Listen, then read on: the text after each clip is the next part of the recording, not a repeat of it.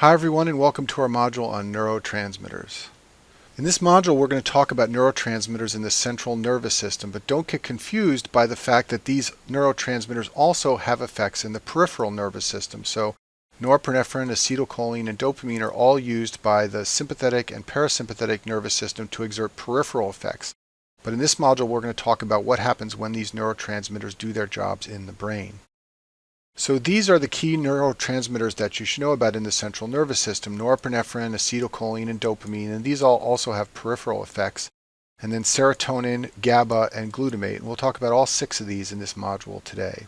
So first we'll talk about norepinephrine, and this is a stress panic hormone, and that should be easy to remember because it's used by the sympathetic nervous system peripherally as part of the fight or flight response. Levels are increased in patients with anxiety disorder, and they're decreased in patients with depression. And many depression drugs work by increasing norepinephrine levels in the brain. So for example, the SNRIs, which are serotonin norepinephrine reuptake inhibitors, these drugs increase norepinephrine levels in the brain for depressed patients. Also tricyclic antidepressants like desipramine and monoamine oxidase inhibitors, which are very old antidepressants, these all increase the levels of norepinephrine in the brain of patients with depression. Norepinephrine is synthesized in the brain in a place called the locus coeruleus, and it's in the pons in the back right near the fourth ventricle. It's the main source of norepinephrine for the brain, and this area is critical in the response to stress, which is easy to remember because you need norepinephrine for the response to stress. There are extensive projections from here that go to other parts of the brain to send norepinephrine where it needs to go. And when people have done studies on lab animals and some on patients, they find that the locus coeruleus is very active in opiate withdrawal. And that's also relatively easy to remember because patients withdrawing from opiates have their sympathetic nervous system ramped up. They're very agitated and tachycardic, so it makes sense that this area of the brain would be active in that situation. Next we'll talk about dopamine in the central nervous system. It's synthesized in the ventral tegmentum and the substantia nigra. These are both found in the midbrain. And you may know the substantia nigra is part of the basal ganglia. Levels are increased in schizophrenia, and this is why dopamine blockers like haloperidol are effective treatments for schizophrenia.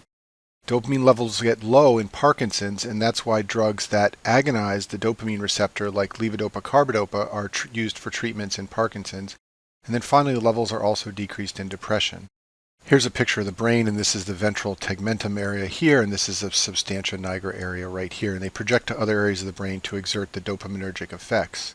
GABA is gamma-aminobutyric acid, and it's a very abundant neurotransmitter in the brain, and it's largely inhibitory, and you should remember this because it will help you remember the effects of many of the drugs that work on the GABA system. When you activate the GABA system, you tend to quiet down central nervous system activity. This means you get less things like seizures and you get more sedation, which is how many anesthetics work. GABA is synthesized in the nucleus accumbens, which is in the subcortex.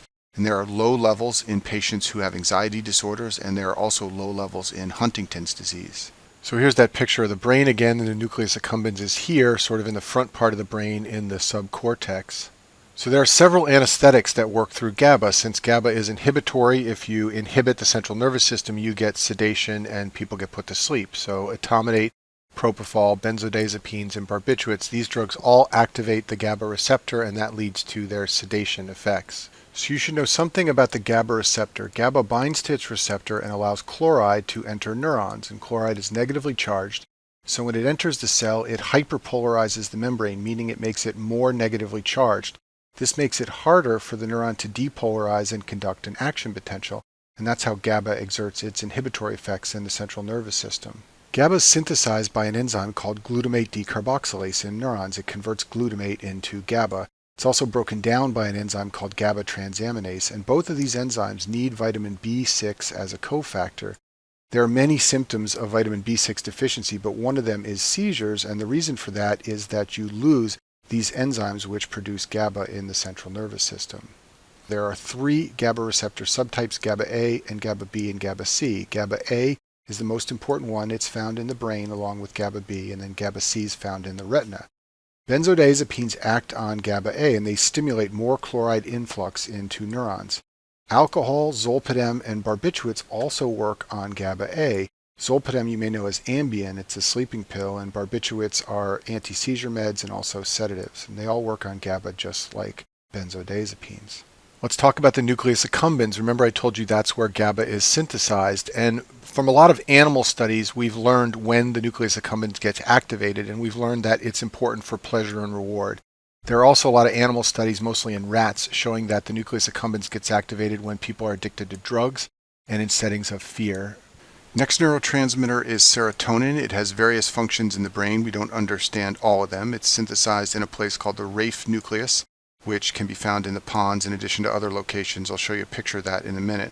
There are low levels of serotonin in patients who have anxiety disorders, and there are also low levels in patients with depression.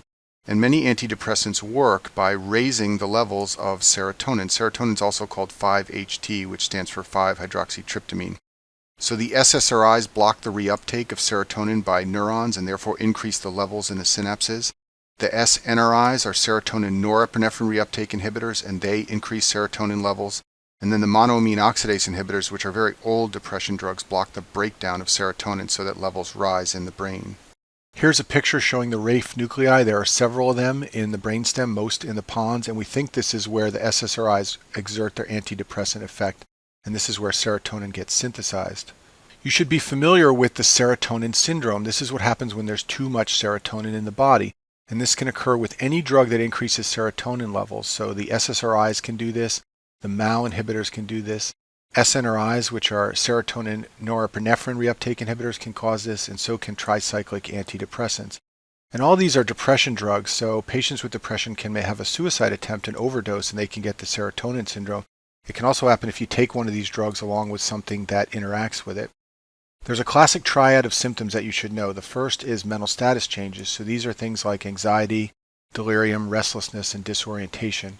Patients also get evidence of autonomic hyperactivity, so they will be sweaty and their heart rate will be fast, and very importantly, they will have a fever. That's hyperthermia. And then finally, they have neuromuscular abnormalities, so they can have tremors, they can have clonus, which is rhythmic contractions of muscles in their arms or legs. They can have hyperreflexia, and you can even see bilateral Babinski signs. So you should think of this in a board question. When you see a patient on antidepressants who comes in with fever, confusion, and rigid muscles, they may be describing the serotonin syndrome. Now, it can be confused with another syndrome called the neuroleptic malignant syndrome, and this happens to patients who take dopamine blockers like haloperidol, and some psychiatric patients are on both serotonin drugs and dopamine drugs, so there's a lot of literature out there on how to tell the two syndromes apart. Both syndromes have rigid muscles and fever and changes in mental status and autonomic instability, but the thing that helps distinguish them is in neuroleptic malignant syndrome, patients have lead pipe rigidity. Their muscles are fixed and contracted, and they have evidence of muscle destruction when you test their blood, so they have high CK levels, and you don't see these things in the serotonin syndrome.